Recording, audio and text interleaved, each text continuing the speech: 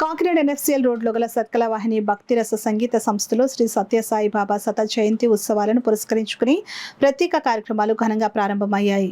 ఈ కార్యక్రమంలో భాగంగా సత్కల వాహిని నిర్వాహకులు ఈవి కృష్ణమాచార్యులు ఆధ్వర్యంలో ప్రతినిత్యం సంగీత కళాకారులతో భజన పారాయణాలు, వివిధ పూజలు, శాంతి దీపారాధన, అలాగే విశాఖపట్నం వారిచే టీజీకే కళాకారులచే తిరుపతి పవన్ కుమార్ నిర్వహణలో, చిన్నారులచే సంగీత గానం, అనంతరం మాకేళ్ల పద్మావతి నిర్వహణలో నృత్యం ఏర్పాటు చేయడం జరిగింది.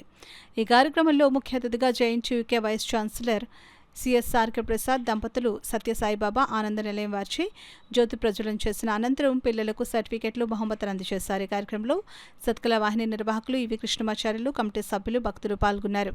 చిరునవ్వుతోటి ఎక్కడా లేనటువంటి ఆనందమైన భరితమైన మూర్తి విగ్రహాన్ని చూస్తే కన్నులు పడిన అటువంటి స్వామి కాకినాడకి రావడం జరిగింది.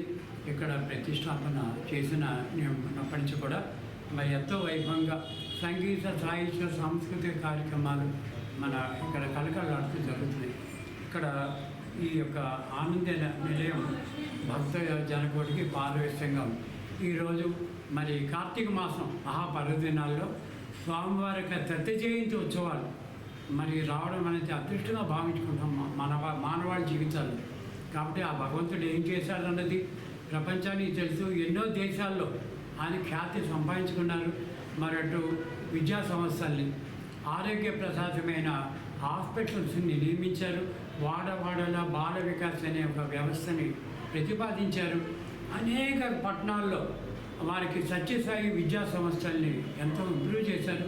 మరి భక్తులు దేశ విదేశాల నుంచి 100కు పైగా అన్ని కేంద్రాల్లో కూడా పారవేశం అవుతున్నారు ఇవాళ మరి ఈ సత్య జయంతి కోసమని.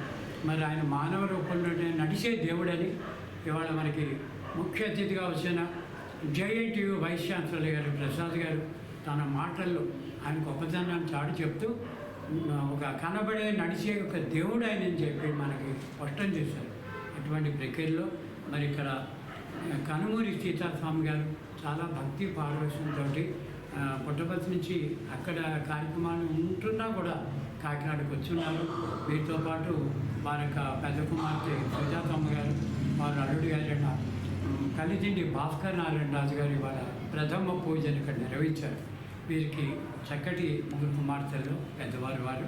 మరొకరు మనకి సుబ్బలక్ష్మి గారు అని చెప్పి వారు ఆస్ట్రేలియా ఉన్న కారణకి కార్యక్రమం రాలేకపోయినా, మరియు మూడో కుమార్తె కృష్ణకుమారి గారు కూడా ఈ కార్యక్రమానికి అతిథిగా రాన్నారు. మరి వారి కుటుంబం అందరికీ కూడా ఈ ఆనంద నెలలో ఎంతో పారవశ్యం చెందాలని మనస్ఫూర్తిగా కోరుకుంటూ, కాకినాడ పట్టణ ప్రజానీకానికి, భక్తులకి మరి ముఖ్యంగా చెప్పేదంటే ఇవాళ నుంచి 8 రోజుల పాటు అంటే పై ఆదివారం వరకు అనేక సంగీత, నాట్య కార్యక్రమాలు, అలాగే భగవాన్ సత్యసాయి బాబా సేవా సమితి వారి కార్యక్రమం 19వ తారీఖు బుధవారం నాడు ఇదే కళావేదిక మీద మహిళా మణిహారం అనే సేవా సమితిని వారు పంపిస్తున్నారు. ఇక్కడ అలాంటి కార్యక్రమం చివరి రోజున అన్న సమారాధన జరుపుతూ మేము ఎంతో ధన్యం చెందాం. ప్రాబ్లం వస్తే ధనాన్ని తీసుకెళ్తే అక్కడ ఏం చెప్పారంటే డాక్టర్లు ఏమంటే ఆపరేషన్ చేయాలి, టెస్ట్ చేయాలి, మీరు అంబులెన్స్ చేయకుండా ఆయనకి సత్యసాయిబాబు గారి వరకు సెకండ్ ఒపీనియన్ తీసుకున్నామని సత్యసాయిబాబు గారు తీసుకెళ్ళి అక్కడ డాక్టర్లు చూసి మీకు ఆపరేషన్ అవసరం లేదండి, మీరు మెడిసిన్స్ వాడితే సరిపోతున్నారు. ఆ తర్వాత ఆయన దాదాపు 20 సంవత్సరాలు బతికారు, ఎలాంటి ఇబ్బంది లేకుండా. అప్పుడు అది ఏం జరుగుతుంది అని తెలుసుకోవడానికి ప్రయత్నిస్తే ప్రపంచంలో 4 దేశాల్లో ఉన్నటువంటి గొప్ప గొప్ప డాక్టర్లు అందరూ స్వామి గారిగా ఉన్నటువంటి అభిమానంతో, భక్తితో, సర్వీస్ పాయింట్ ఆఫ్ వ్యూలో అక్కడ పుట్టపర్తి వచ్చి అక్కడ ఉన్నటువంటి హాస్పిటల్లో నిరుపేదలకి, ఎలాంటి ఆర్థిక స్వాతంత్రం లేనటువంటి పేషెంట్స్కి ఒక్క పైసా కూడా తీసుకోకుండా 3 నెలలు 6 నెలల్లో ఉండి ఆ పేదలకు వైద్యం చేస్తూ వెళ్ళేవారు తెలుసు. అలాగే ఆయన ఒక విశ్వవిద్యాలయాన్ని స్థాపించారు. అక్కడ చదువుకున్న పిల్లలతో మాట్లాడడం జరిగింది. వాళ్ళు ఎదుటి వ్యక్తులతో మాట్లాడే విధానం కానీ, గౌరవించే విధానం కానీ అట్లాగే పక్కంట వాళ్ళకి విలువలు ఇవ్వడంలో కానీ చూసిన తర్వాత ఇప్పుడు మనకి ఎన్ఈపి 2020 అని అంటున్నారు. భారతదేశంలో 2020లో నేషనల్ ఎడ్యుకేషన్ పాలసీ అన్నారు. అందరూ హోలిస్టిక్ ఎడ్యుకేషన్ అని మొట్టమొదటిసారి మాట్లాడారు. అంటే చదువు అంటే వ్యక్తిని తాను సరిదిద్దుకుంటూ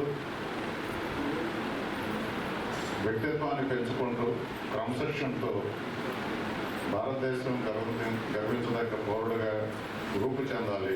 అది ఇంజనీరింగ్ కావచ్చు, మెడిసిన్ కావచ్చు, లాయర్ కావచ్చు, ఆర్కిటెక్చర్ కావచ్చు, ఏదైనా కానీ అనేటువంటి సదుద్దేశంతో ఈ ఎన్ఈపి 2020 గైడ్లైన్స్ తీసుకొచ్చారు. కానీ ఇలాంటి హోలిస్టిక్ ఎడ్యుకేషన్ అనేది సత్యసాయిబాబు గారు